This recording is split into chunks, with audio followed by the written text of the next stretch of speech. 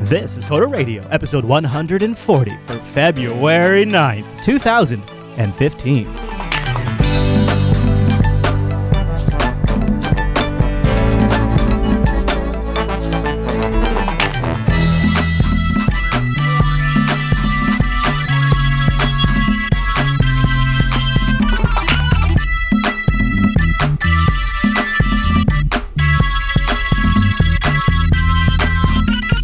Hi everyone, and welcome to Coder Radio, Jupiter Broadcasting's weekly talk show, taking a pragmatic look at the art and business of software development and related technologies. This episode's brought to you by our two fine sponsors, DigitalOcean and Linux Academy. I'll tell you more about those great sponsors as this here show goes on. My name is Chris, and joining us just about every single week, sans train and snow, it's our host on the East Coast, Mr. Michael Dominic. Hey there, Michael.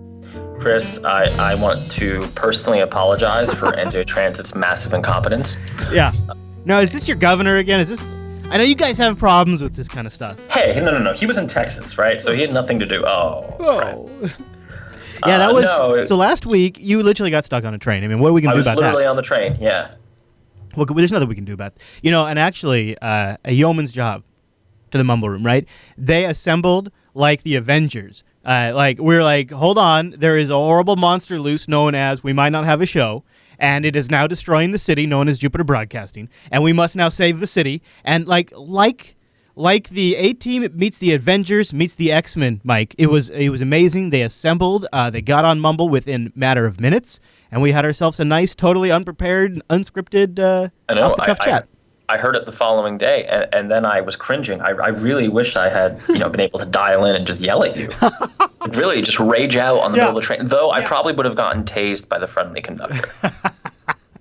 Now, what were we talking about in the pre-show just before we started the show? And you were about to lay into me on something, and I was telling you how it is. Just those little Linux kids, they need to realize that this is the year of the OpenBSD desktop. The OpenBSD desktop. BSD, Unix for grown men. Not right? FreeBSD.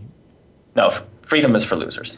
Uh-huh. So you realize that FreeBSD is about, a decade away from making it as the ultimate desktop, and OpenBSD, it's much closer than FreeBSD in a totally different reality, like in a totally different plane of existence. Is this like the one where like Bizarro is the good guy and Superman's like drowning babies? In that world, in that universe, way over there, far away from where we're at right now, in that universe, OpenBSD is close to ready being the ultimate desktop. However, unfortunately, here in the real world where we all live, it will never be the ultimate desktop. Right, because we're all running BSD in the form of Mac OS, which is the real, of course, desktop. Oh, you see how he slipped that in there? Oh. It's negative in the freedom dimension. I sucked you in. Gosh, it's like I handed it to you. Yeah, you really did. And although I did hear the last week's Coder Radio, and I have to say, Windows 10 there, Chris, on the Raspberry Pi. Yeah. I think it's a non-starter. I think it's a limp noodle, as they say. They have pills for that now, Chris. It sure does. It sure does good when the press are writing about what a visionary Satche is. It sure works real good in that narrative. So he's really good at going on stage and announcing all the things Ballmer did. Yeah, he's great at that. Yeah, exactly. Yeah. See, now look who's exactly where my head's at. You see what I'm talking about? So yeah, I mean, okay. I shouldn't talk too much crap because I think it is kind of legit to have Windows 10 on the Raspberry Pi. I think there is legitimate uses for that. I cannot think of a single one of them. That's primarily because I'm just totally ignorant to the amount of ARM software that you would want to run on a Windows device that is the power of a Raspberry Pi. I'm familiar more with like the ARM software that's maybe on the more RT side, which if I recall is pathetic. But when I'm thinking of the Raspberry Pi, that's a much smaller scale. In fact, I'm not even convinced this version of Windows 10 will have a GUI. Yeah, I have written Windows RT software, and I can tell you that it's the best platform to have a contract on, because no one's going to download it and there's going to be no support. Oh, crap. Oh. So no support costs, what you're saying. Oh, okay. Yeah. Hey, very nice. That's a pro tip for all you independent developers out there. It's Mike's pro tip today. I look at this and I think to myself, it's good for what I think somebody in the Mumble Room mentioned. It's going to be good for education. It's going to be good for that kind of stuff. Good for education. Yeah, that's where we send all our shitty computers. A real handful. Yeah, just the real junk stuff. It'll be probably good at like retirement homes. Although if it doesn't, just like the Chromebook, good for education. All right, so here's the deal, right? Why would you want a Windows Raspberry Pi? I have a feeling it's because you're a Windows guy and you want an emulator box and are too cheap to spend the extra $70 to buy an Ouya. Well, yeah, I mean, so That's got to be it, right? Like I'm because we have a couple guys here that want a Raspberry Pi. One wants to tinker with Linux, and one I'm sure will build a giant robot. But okay, you that's know, legit. well, when you're what did Elon Musk say? Summoning the demon. Right, You sure. don't do that on Windows. Right. No, because you'll get a kernel panic. Right, because the demon will be like smacking himself in the face all day long. That's not what you want. No, and then you know where that's so you've seen the blue screen of death. You don't want to see the demon screen of death on Windows. That's bad. It's like a pentagram, but it's drawn wrong because it's Windows. Oh my God, what's wrong with me today? It also eats all your files. Oh, and the line endings are all screwed up. So when you open it on a different system, it's going to be like, wah. It's gonna be a great feedback for the show. I can feel it already. All right, so let's focus. So do you think these guys in your shop would want a Windows version, or would they be running Linux on it? Well, let me put it this way: I don't think there is currently a running Windows machine in this shop. Well, okay, so here we go. And this is what I was suspecting. And Azer in the chat room, longtime listener of the show, says that the Windows 10 version of the Raspberry Pi 2 doesn't actually run a proper desktop. So there's no GUI on this thing, let's say. Right. So it's that they had a name for it. It's the Windows for Internet of Things devices. Yes. Right. Yep. You can ask Paul Thurrott about it. He's very excited, but self-delusion is always tempting. Oh yeah. Oh Jesus Christ, Chris, stop me! I'm sorry. It's sometimes what I have. You know what I'll have here in case you get out of control. I'll just Inappropriate. I'll just bust that out. So actually, I guess let's talk about Windows 10 briefly, right? The unified app thing, the universal app thing that they're pushing for, and have kind of been doing since 8.1, is really interesting for development. It's unfortunate that no one's going to pay you to do that work. Right, and I think too, let's hold on, save that thought. We got to come at it from that angle because I think that's probably the most devastating angle. But I want to back up. I gotta go back on my typical whipping boy, and I apologize to longtime listeners. But you say we've been hearing this since Windows 8.1. I swear to God, I've been hearing this since before. Oh, Silverlight. Yeah. Yeah. Thank you. So I feel like I've been hearing this from Microsoft for so long now in different iterations. By the way, where is Silverlight now? Yeah. Well, and Metro apps that you were going to be able to write once and run everywhere before Windows 8 shipped was a big thing. I'm not trying to be a constant downer. However, I cannot help but look at these new initiatives without the perspective of history. So now, however, that said, I just wanted to. Oh boy! Holy crap! You know what that gets? Inappropriate? That's right. And you know what else it gets? Oh wait! That's right. Let's just put this bad boy on Do Not Disturb. Yeah.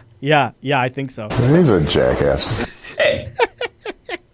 Now So here's the real key thing. People like to talk about your big VC-backed development companies that are writing the next big Android or iOS app, and people like to talk about obviously big enterprise companies that are writing software for huge enterprise platforms. But really, the much larger number is the smaller developers that are going to get hired to write software for a platform. That, in total volume, is going to be way more than these ones you hear about on the fringe, the ones we always end up talking about. And when I think about it from that angle, you're right, Mike.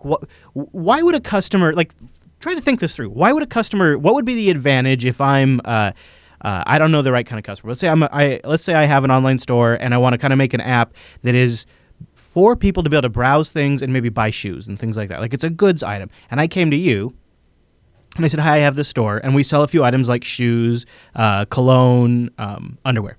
And we think we'd like to have an app available so people can browse mobilely, something that they could sort of like window shopping mobile.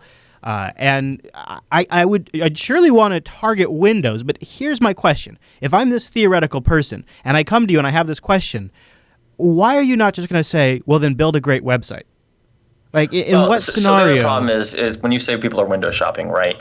Are they, I could see the case of, and we're just having these little like tablet kiosks in our store, and we got a deal on these Surface RT tablets, right?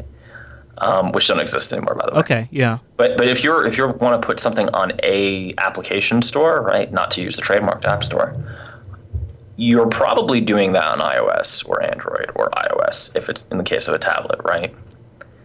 So Well, let me tell you what I've seen, because actually this argument exists in the Android tablet space too. No one comes and asks for Android tablet software unless they're using it internally. But in that case, they got some weird sweetheart deal on buying a bunch of, Right. And they got everybody this one model. It's like super old, 8 gigabytes of storage. We had one guy who bought like these really bad Acer tablets. Yeah. Like a stack of them. I had a client that was a restaurant chain at the time. They were my client. They had 3 restaurants here in the Pacific Northwest.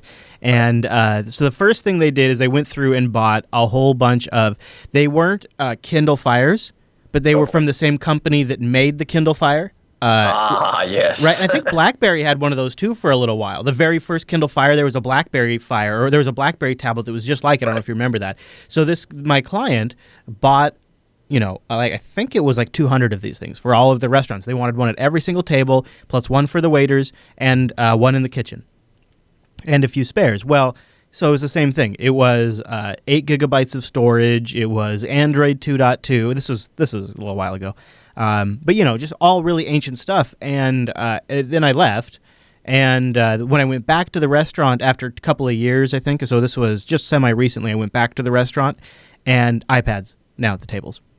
iPad 2s, as a matter of fact. So I looked and they kind of made the same mistake all over again. We had one customer who was running like the first Intel Atom Dell tablet for Android. Oh, yeah. So that was a magical pony to work with, let me tell you. Oh, boy. They have a bunch of those? Well, they're no longer using them. Yeah. Because Dell just was like, we don't support that anymore. Go buy a new one. So I guess the scenario in where I see universal apps, here's what I like the Microsoft strategy. What I'm missing is what is the anchor point in the Microsoft strategy that makes me sort of take advantage of this entire suite ecosystem of everything from Visual Studio, Azure, and universal applications. That's not what you're missing. What you're missing is where are the users? Well, exactly. Like, is it the Xbox? No. What do you mean? Wait, you want to write a universal app, right? Let's just be crazy. Let's just be crazy, and say, like, I'm going to write a universal app, and it runs across all of the Microsoft platforms. And this is a decade from now. I don't know. Just go with it, okay?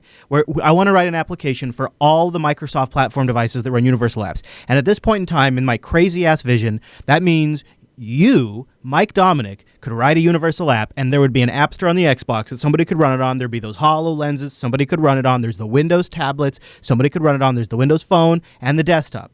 Now, to me, if that was a reality, out of all of the things I just said, the Windows Phone, the HoloLens, the desktop, the one I would be the most interested in targeting would be the Xbox. That would seem to be the one that you're going to have the best success on the App Store. You're going to have the most concentrated users with the least deviation of platform differentiations for you have to target. So it's going to be the easiest hardware to deploy on. It seems to me like where the biggest users would be, they already have their credit cards loaded up and ready to go in the Microsoft ecosystem. And the thing is, out of all of this, that's the one thing they're not going to open up. I mean, I don't know that I'd agree with you that it's the desktop. I would say probably the most attractive one is going to be the Windows. I mean, I'm sorry, the Xbox, the desktop. That's what I'm saying. It's the Xbox is the most attractive. The desktop, no. Why?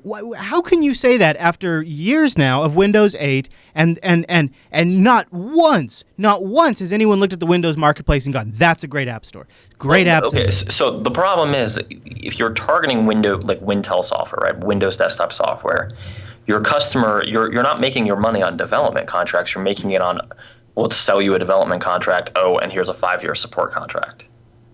Right, it's a totally different sort of model. Yeah, that's where you make. Yeah, I'm talking. You're right. That's the reality. That's the practical way to make money on the Windows platform. I'm saying if you really want to bring in a lot of independent developers, sort of like selling apps like indie style. Well, the only reason I go to that, and this might be a dumb reason, but Apple was the most profitable company in history last quarter. They seem to have figured out a pretty frickin' good way to sell devices. It seems to work okay for them. So maybe if you look at what they did to make a whole frickin' bunch of money, literally historical amounts of money, what did they do? What are they doing? Maybe you look at that and you go, how could Microsoft do that, but do it way better the Microsoft way, way better, less asshole like Apple. Like Microsoft has all the pieces, and I think if they opened up that Xbox and you could run stuff like, Twitch could make a great app, just their own custom, like all this, everybody could have their own stuff. Like Twitch probably has one, but what are you talking about, right? Apple makes it on margins.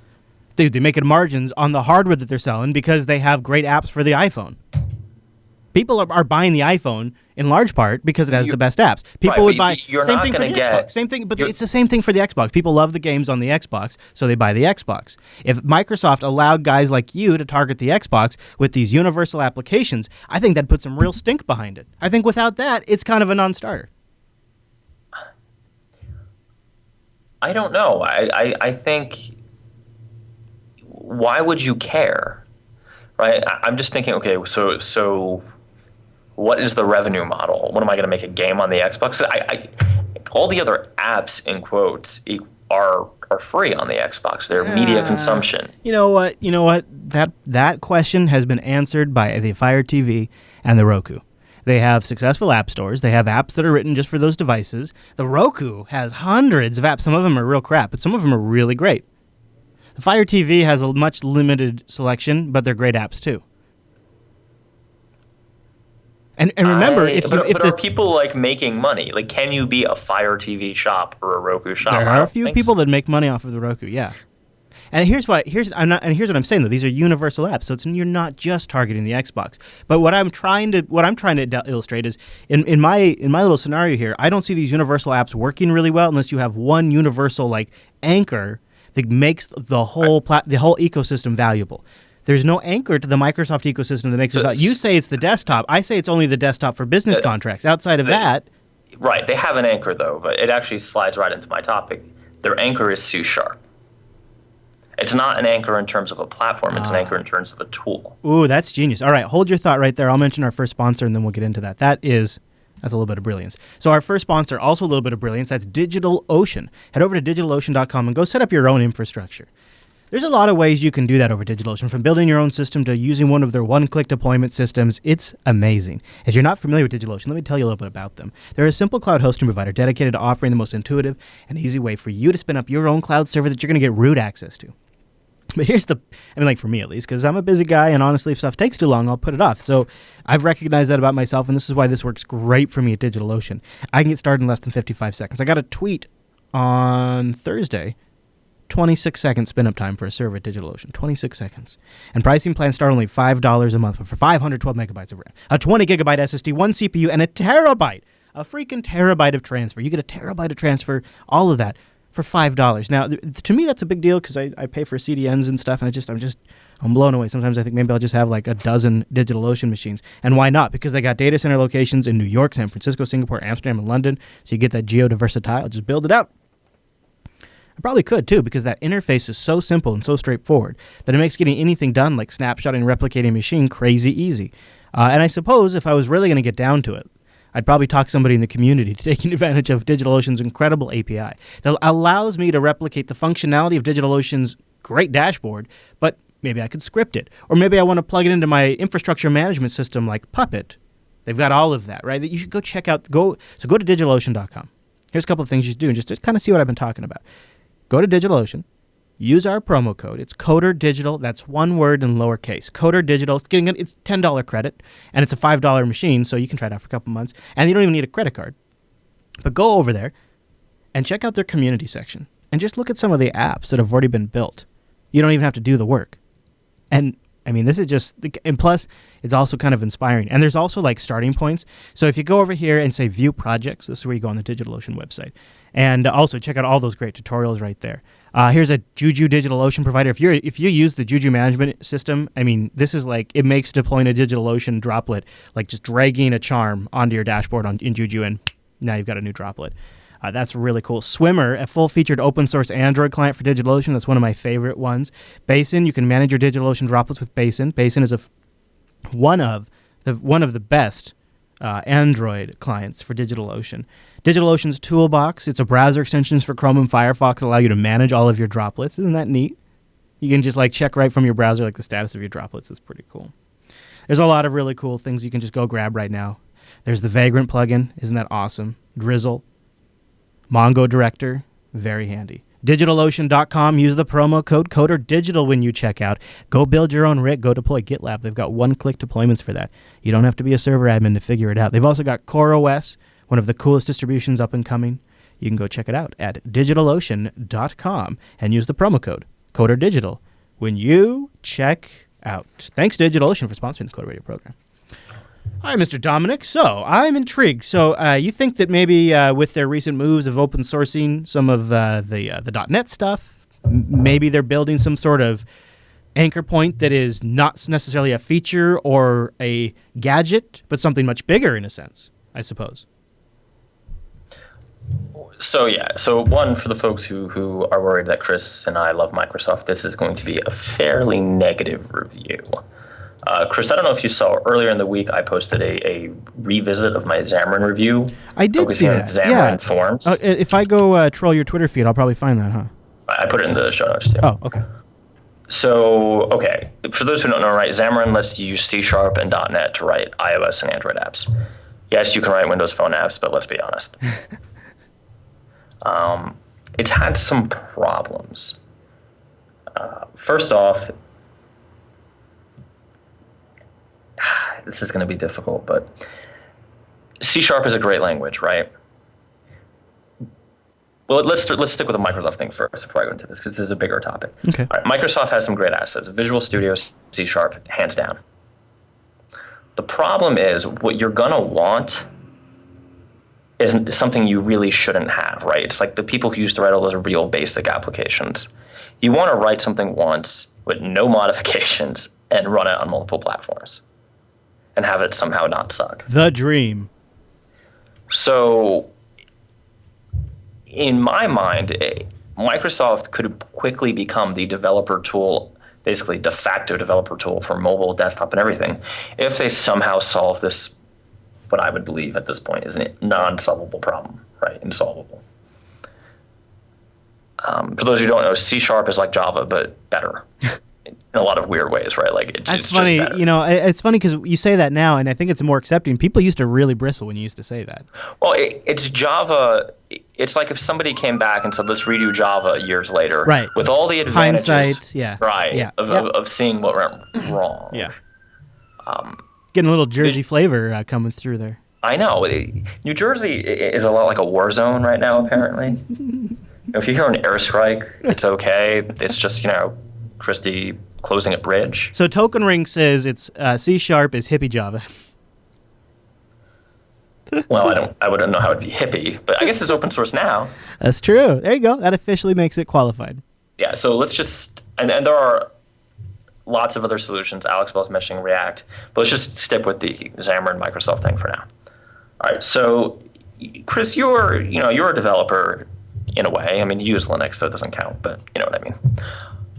You want to do a project with a low budget for two platforms, right? Okay. So doing it natively in both platforms is probably out of the question right off the bat, right? Yeah, I guess so, huh? Unless, if I'm only going to write it once, I suppose so. Right. So the idea of Xamarin is a great tool, right?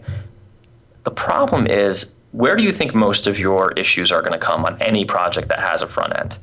Oh yeah, sure. You're always going to spend your time tweaking that or ironing out the differences, especially once you move them and you fire it up and realize, oh, there's these things that need to change. I could see that being especially difficult depending on how different the platforms are. Right. So Xamarin Classic, let's call it, right? The original Xamarin was you would share your data layer, your API interaction layer, and your views and to some extent your controllers if you're doing MVC. Or you could do MVVM, but same thing, right? Your views would be separate. So you'd have not native, but separate, right? There are Xamarin extensions to the iOS UI kit classes and to the Android, whatever you want to call them. Yeah, okay, I follow. That breaks down real quick when you realize that, one, unfortunately, Xamarin stuff's a lot more buggy in Android than it is in iOS. Oh. Which makes sense because iOS was around far longer. Two, you don't have the you lose a lot of the advantages of having to write things twice, right? Because your client's always going to nitpick the UI, and that means you have to do it twice.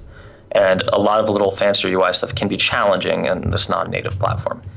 Everything goes double on Android, particularly performance issues. So they have this other toolkit called Xamarin.Forms or Xamarin Forms. Xamarin Forms looks beautiful. I love everything about it. I love you, baby. I love everything about the marketing site, the little demo you can download. Oh, yeah. They're doing a nice job, huh? It's great until you do something non-trivial. Uh-oh. Then you get into all kinds of issues. Edge case here, edge case there, that kind of thing? It's not really edge Or, cases, right? Like one of the issues was you have a list view on the Android side with images in it, so basically a table view, right? And the class is called list view, but it's basically a table you're scrolling. And it would run out of memory only on Android. Now, what you were showing on the screen is not from Xamarin. That's also very confusing. Xamarin Forms Labs. Oh, that's not? Oh, okay. No, that adds all the stuff that should have been included in Xamarin.Forms before they released it. For instance, having a button with an image. Right. Right. Nice. Somehow that got past their internal testing. They felt that wasn't super necessary. Now I had tried to reach out to Xamarin. We'd talked for months about some of the issues. And it was interesting how the marketing has kind of changed. Initially Xamarin Forms is in beta, so fair enough. Then it was, cross-platform views for your apps. Then it quickly became prototyping. Oh, really? Now I think they're back to calling cross-platform views, but there are breaking changes between versions. And I will give them tons of credit. A lot of stuff works. But the problem is that you really can't do anything non-trivial without importing some sort of third-party, either paid component from Telerik, right? Or I'm sorry, I know there's another company, and I wish I could be fair and name it, but I forgot the name. Or Xamarin Forms Labs, which you just showed on GitHub. Yeah. Which also has weird compatibility issues with specific versions of Xamarin Forms on specific platforms, i.e. Android. You can see where this starts to get messy. And frustrating. Right. Now, one of my beefs with this is you're showing some sample code on the screen. It is super easy to get really far in a project with Xamarin.Forms. That's nice. Until you need to get that last 10%. And then you get stuck. And then it just falls to shit, right? It just falls apart. Like, the bugs are as silly as, performance on list views with images was super broken on Android, and then they updated it and fixed it. But you had to deal with the customer support for the time that it wasn't. To, hey, right now on Lollipop, if you push a view, it will crash sometimes, and it's a known issue that's filed in their issue tracker. And then you start drinking. And you notice that the theme with these issues, right? Are you picking up on a theme here yet? Android? Android. Yeah. This is how I got a little confused by Forms, because I tested on iOS, and I have to say it is beautiful. If you are not an Objective-C kind of guy, it's fantastic. But the stability, the polish, everything on Android, remember, I'm talking about Xamarin Forms here, right? The Xamarin Classic is actually a decent tool. If you don't mind writing your views twice and are willing to somehow,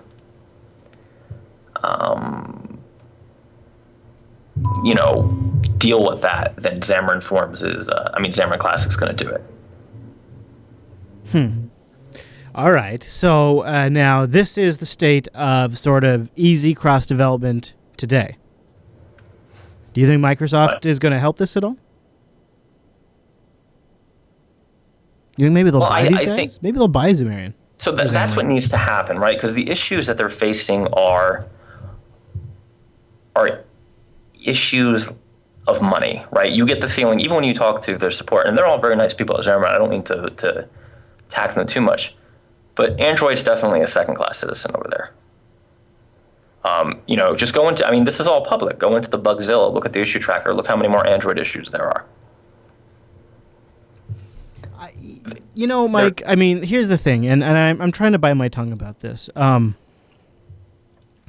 Sometimes really ambitious projects need a really ambitious leader. And a lot of times, those ambitious leaders that are kind of making the impossible happen are flawed human beings. They are not.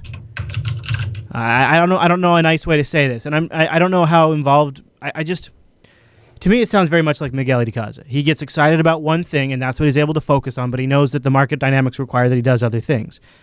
He's a Mac guy. He loves it. He loves the Mac. He loves iOS. Those are his hobbies. Those are his passions. That's where his energy is focused. And I think it comes across through his company culture and into the product. When they have to prioritize, and every single company does, right? They could just choose not to support as many things and just do the fewer things they do well. But instead, what they decide to do is claim all of the things and then make sure they work well on iOS and then make sure they get them working on Android over time. And who even knows what the state is on Windows Mobile? Well, the problem with that is if you have, deadlines to clients and you have this broken component, i.e. the platform you're developing on, and you've made commitments, guess what you end up doing? Rewriting it natively at your cost. Yeah, exactly. Exactly. Right? So that's a recipe for Chapter 11. I mean, that's just not something you can sustain. And usually I try not to be super negative on, relatively small to medium companies. I usually only attack the big guys.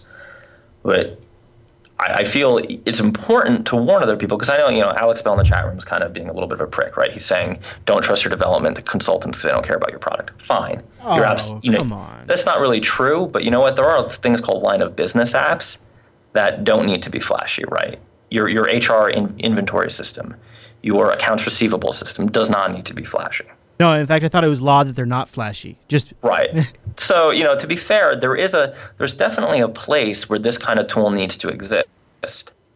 The problem is it needs to actually be honest with you and say, oh yeah, we can do all this stuff, but you're going to have to import all these third-party libraries.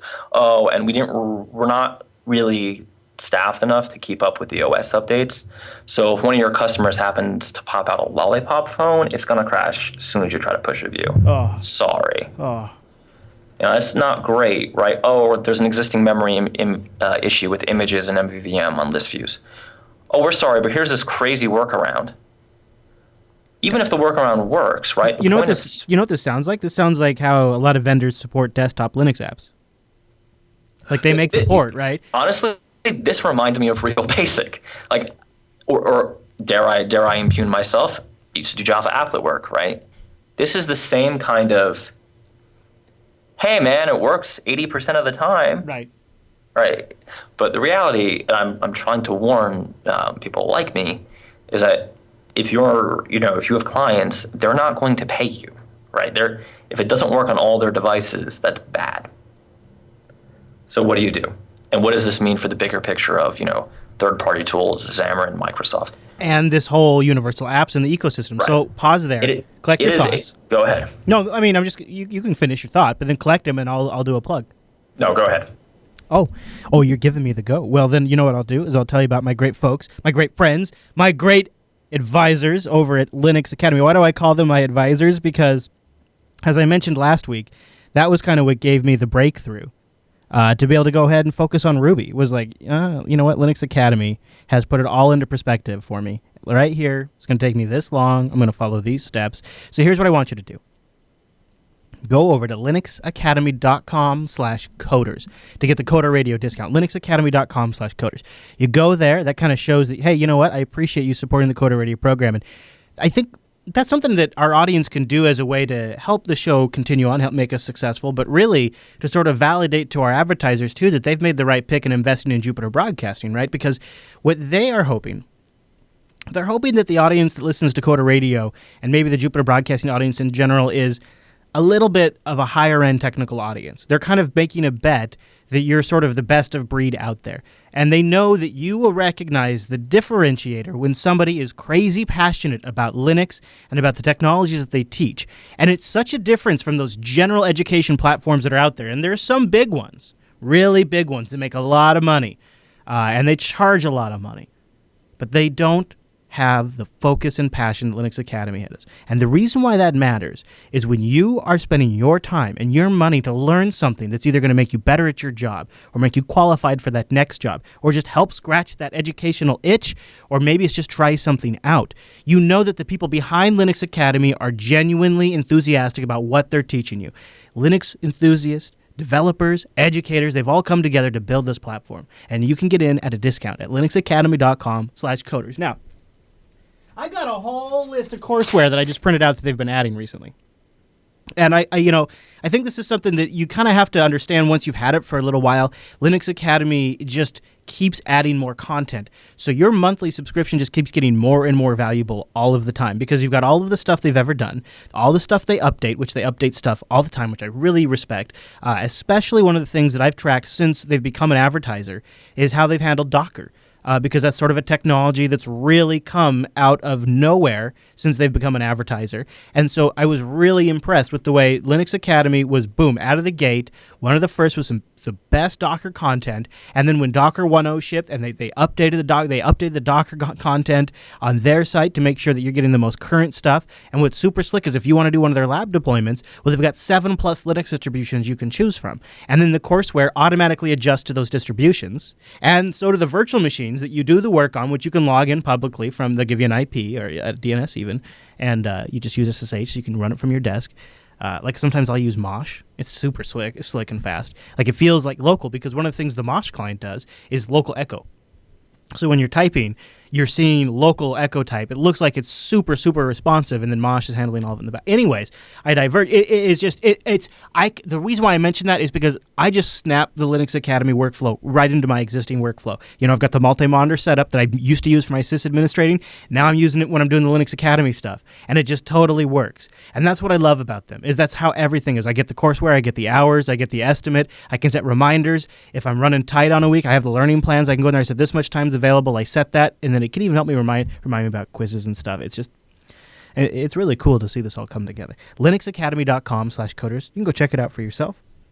Go look at their new courseware and get started. They've got brand new courses in Ruby on Linux, OpenStack, Android development. The entire AWS infrastructure essentially is on there. And I got to say, I haven't tried out some of their other scenario-based labs, but the one scenario-based lab I did get to try is the AWS one. And it's really neat because the way that their system works is, it's doing those AWS instances for you in the background. You're not paying for that. They manage that as part of your subscription. And you end up working with the actual AWS technologies.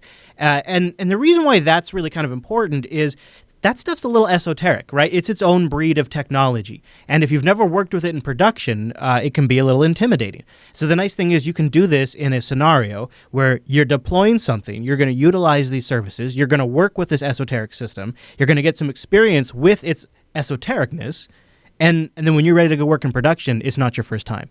And that's extremely valuable. linuxacademy.com/coders. Big thanks to Linux Academy for sponsoring Coder Radio program. So, Mr. Dominic, how does the big picture all kind of snap together now? Okay, yeah, so, and there was a lively chat going on in the chat. So, I think there's two realities here, right? Or one reality with two customer bases. There is certainly a market for, let's just say, let's call it line of business applications, right? And, Xamarin's probably attractive to a lot of those people because guess what? They're Microsoft guys. And frankly, some of them are still running like IE7, IE6, but let's just let that go. There's this whole other market, i.e. the App Store, right? Stuff you think about more often, that it's probably not the best solution for. So what does that mean? Well, all the issues I've listed, right? What is the problem? What would solve all of those problems? Unlimited money, right? Basically, if you had lots of money, you could just hire the best Android people around and, basically fix it. Yeah, I don't know. Google's got a lot of money. Right, and to be clear, I'm not, I'll be honest, we're doing a lot of double native now. It's not something we're really committed to continue. But making that decision also means that there's now a whole class of client who we're just outpriced, right? Because you can, by supporting two platforms, double native, or even by just doing native, right? You're charging more because it takes longer. One of the nice things about Xamarin or any of these toolkits, even the HTML5 ones, people always want to go on about Ionic or what's the other big one? I can't remember. Titanium. That's a trade-off too. So if you're saying no trade-offs, then you're going native. For anything, I don't mean just mobile, right? You're going whatever the native platform for Ubuntu is. The right choice in a lot of cases for these types of line of business customers is some sort of third-party cross-platform tool. Now, you could have the debate about, well, should that all be the web? Should that all be, titanium with Angular, or should it be just a website that you pop open a web view and render? Should there be no app on their phone? Should it just be a website? The problem is a lot of people don't want that, right? You're saying, oh, little Jimmy, you're 7. You want something to eat. You should really eat this broccoli. But I want candy. Right. Right. And what I'm saying is, well, Jimmy, what if I gave you broccoli candy? Right? So I'm trying to split the baby here. I think eventually what we're going to have happen is all of these line of business applications, with the exception of super weird flashy ones for like salespeople, will go either one platform if they need to look flashy, and that'll be iOS, or they'll just be websites. Now, whether they're websites that are rendered in, a little Java wrapper or a little Objective-C wrapper, or if they're just web apps you literally load from a pinned URL from Chrome or Safari. Well, what does that do now? So now we're talking again about where we were before of, okay, we still need a vendor to give us good tools on the web. Because I don't know about you guys, but large-scale JavaScript applications are less than fun. Mm-hmm. So, okay, I know the whole Angular crowd is going to jump down my throat. Okay. I don't think we're there yet on the web, right? I don't think the tooling's good enough. So that's why something like Xamarin would be attractive. Now, Chris, do you remember when we just talked about Dart? Yeah. Okay. I'm very sympathetic to this argument that the web is going to eat everything, with a few exceptions where native makes more sense, right? I don't think we're there yet. No. I mean, because I think, I think I would disagree with the premise. I don't think it's going to be a few things that need to be native. I mean, I could take here 2 examples. A video game, obvious. Number 2. Well, game, but we're talking about like a line of business software here, right? Okay, all right, okay. So you're not talking anything consumer? No, so I'm saying, I'm trying to kind of give like the war story here of how we ended up at Xamarin. I mean, I could understand if it's anything enterprise grade, anything that's data entry, anything that's data retrieval. The stuff I'm talking about is like the bookkeeping clerk is using it. Yeah, right. Sure. Or your sales guy in the field is just quickly typing in some stuff. Well, it is becoming that already. Right. I mean, it really is. I mean, look, you got Beanbooks, you got QuickBooks Online, Right. You got Salesforce, which has a massive web component. You got all of those other open source sales tracking software, which are every single one of them web based. I mean, it's like, yeah, it's all web now almost. It's just what people are writing. It is what people are writing, but let's take 2 seconds, Google it, and see how many complaints there are about JavaScript. How many JavaScript, Should I go along? I'm JavaScript re-implemented to look like Ruby. Oh, what should I say? JavaScript error. What should I look for? Error. JavaScript error. I'll do that. Error. All right. JavaScript error. Oh yeah. I'm getting crap about React.js in the chat room. I mean, this is the problem, though, right? Insert word, add JS to it, and you've probably got a framework. Yeah, pretty much. Yeah. Fix JavaScript error. That's a good search. I'm searching for that one right now. Fix JavaScript error. All right. Hey, look, Mike. There's a video on how we can fix JavaScript errors. I wonder if this is a good video. Let's check it out. Let's see. Let's see what we get. Let's see. Few simple steps. At some point, most internet users run across a Java applet and That's will right. need to know how to fix JavaScript errors. Yeah. We'll tell you what Java is. Yeah. All right. I'm done. I think I'm having Oh God, I'm having flashbacks. Yeah. Sorry about that. I didn't mean to cause that. Oh my God. Yeah, I know, it's true. You can do anything error and you'll get the same thing. Yeah. Duke is coming out of the trees. If I did a Ruby error, I would get the same thing. Yeah. So, there is a grain of truth there, right? Because every hipster has to make their own JavaScript framework. They're trying to solve either a real problem or perhaps a perceived problem. I would argue that it's a real problem, right? The tooling for high-end, and I don't mean high-end isn't pretty, I mean like functional web applications, is kind of garbage if you're used to native development. Yeah. Right? And let's take it out of because everybody's going to say, oh, you just like interface builder, you're just a Mac guy, you want to be able to drag and drop. Fine, take it away, right? Let's talk about Visual Studio. Let's talk about XAML. Let's talk about, decent error reporting. It gets real tough to with a straight face say, what are you talking about? The DOM is totally mature, right? It's a great platform. Yeah, we've actually gotten that email. Right. I think we're going to need someone to step in and be a vendor for a tool. Now, a vendor could be open source, right? I don't necessarily mean it's going to have to be Google. I think it'd have to be Google. I think Google tried and stopped caring. Yeah, I do too. Just for the folks who don't see the chat room, while I've been talking about this, I think we've had like 4 or 5 suggested JavaScript frameworks from different people in the chat room. That's the problem, right? Although no one's mentioned TypeScript yet that I saw. Come on, guys. No, there hasn't been one. So hold on. I want to pause you for a second because you just nailed it. Google was all in on this big time, and then guess what? Android took off, and they had this thing called the Play Store, and all of a sudden, now Google's writing native apps like the best native apps on the platform. Right. I mean, that thing, honestly, I think Google is still extremely, the web is a huge priority. That's why they still invest a ton into Chrome and Blink, and it's all the things attached to it. But I think you can't deny the fact that they do seem like they were prepared, like they were going to give you a state of the web update at every single Google I/O. This is now the new thing that web developers will be able to take advantage of. Here it is, the big unveiling, hitting WebKit browsers soon. And that just kind of went away. They don't talk about that anymore. And, discerning in the chat, or just, I can't speak today. I say Dasani. Yeah. Dasani, I know that's wrong, but that's okay. Is rightly pointing out that there are things like the asynchronous neighbor JavaScript that make this all hard, but just because it's hard doesn't mean it's a problem you don't need to solve, right?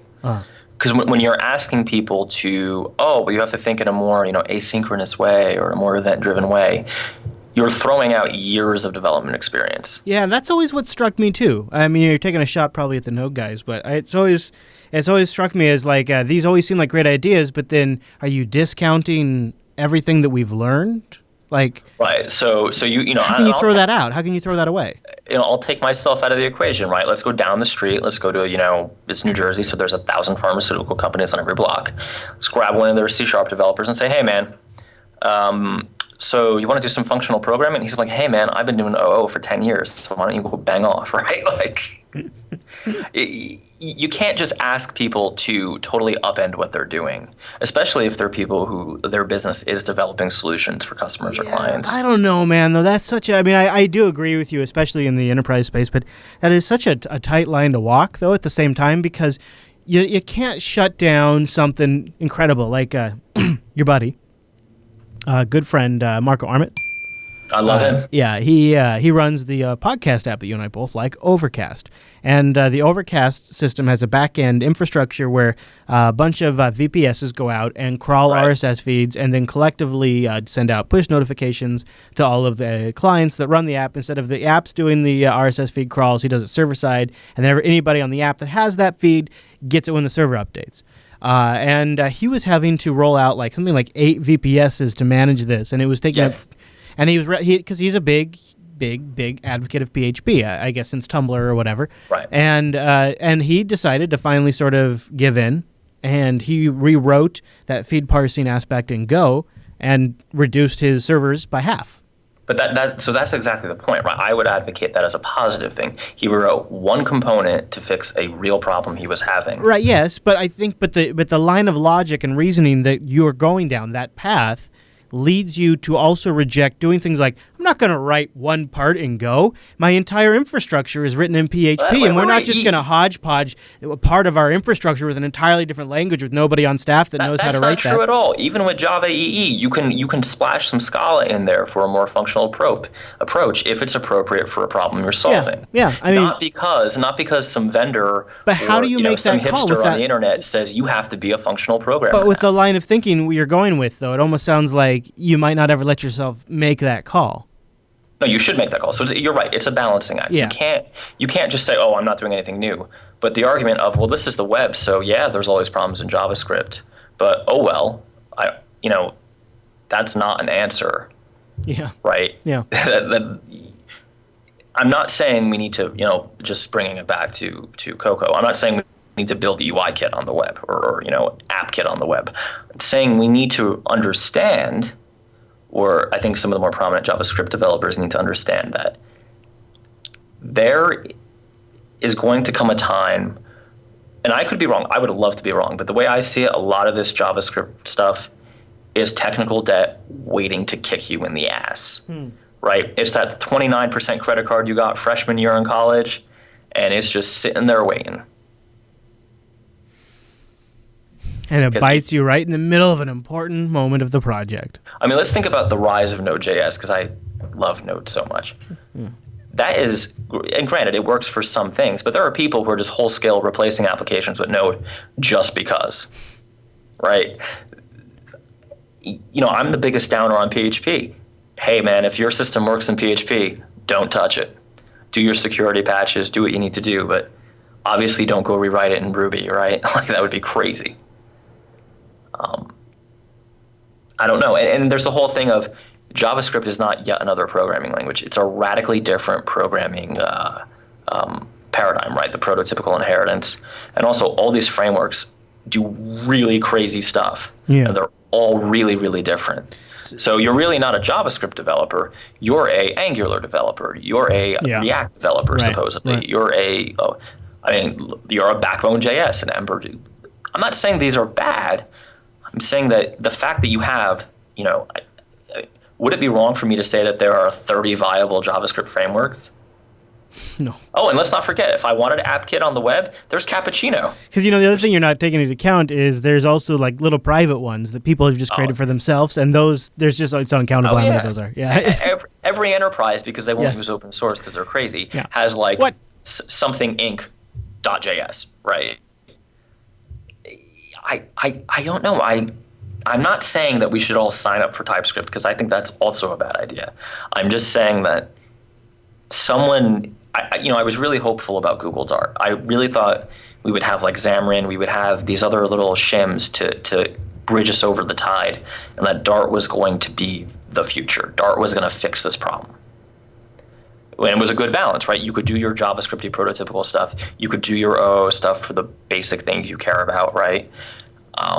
And you would get the best of both worlds. Well, that obviously fell apart. It didn't take off because Google either couldn't or wouldn't push it. Is that what you think? Do you think we're at a point in time right now where, you know, like a lot of things in the technology industry, when you go back, you just see what like a slog it was to get some consensus on something. Like, and that today we look back and we think it's, you know, ridiculous. Like the transition from parallel ports to USB took so long. It was so tedious. And now, like, everything's USB. Now, this is a bad example. My point is, do you think this is kind of where we're at right now, is there's all of these frameworks, there's all of these different ideas and brand new ways of thinking because it's all so new, but over a period of time, maybe it will just be one few that are actually really used. Something like TypeScript stands out. So I think it's even worse one remains, or one stands with other small uses. So the real issue that I see is that it's not just that there's too much variety. It's that people have gone so hard into these very untested frameworks. I'm not saying they're all going to fail, right?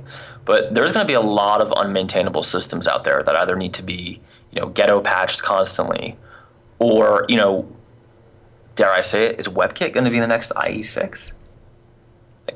Are we digging our own grave? No, I don't think it can because it's not held by one company. I think that's the difference. See, IE became IE because Microsoft lost any competitive motivation to make it any better, and we just stagnated with something that was awful. WebKit seems to be under heavy development still. Maybe. I mean, I would love to be wrong, but I just have a feeling that, you know, if we're doing this show in 4 years, there's going to be one of these JavaScript frameworks that just falls apart, loses its community, or whatever. A few. There's going to be a few, yeah. And it's going to be where these companies purchase from vendors these JavaScript systems, you know, they develop in shops, things like that, and it's going to have a negative effect that whether you agree with me or not, any listener of this show is going to hate, and that your customers are going to get far more conservative than they are now, right? You're not going to be able to go into that meeting and pitch them on hot new technology. They're going to say, no, we approve this list of technology, and that's it. Because they will have been burned. That's deep, Mr. Dominic. I like it. That's an interesting thought, and I guess the only way we'll know is we'll just find out. But it seems inevitable to me, too. Is there anything I just want to remind you of Java applets, because that is just to hammer it home. Remember, there were lots of little shops telling everybody, rewrite it in a Java applet. It'll be fine. So is there any like positive things you want to, sort of end on? Like any I don't know, uplifting things? Anything to plug to make people happy? Yeah, reach out to Fingertip Tech. We promise we won't write it in Node. Oh, just say no to Node? Just say no. Just one node. Is Nancy Reagan available? Can I just do a little quick YouTube commercial? Also, you know what? We covered a lot of stuff this episode. We'd love to get your feedback. Over to jupiterbroadcasting.com. Click the contact link. Choose Coda Radio from the drop-down. And send us in your feedback. Also, check out that subreddit, codaradio.reddit.com. Go over there and you can submit stories for us to talk about. And also feedback. And engage the community with other discussion points. There's always some good stuff over there. codaradio.reddit.com. Don't forget to join us live, jblive.tv. We do this show at noon Pacific, 3 p.m. Eastern, jblive.tv on a Monday. Mr. Dominic, have a great week. Good to have you back, sir. I'm glad you survived the snow. I did. I came back with all the piss and vinegar you've come to love. Or hate. Probably hate by the email. We'll see. I enjoy it. All right, everybody. Thanks so much for tuning this week's episode of Coda Radio. We'll see you right back here next week.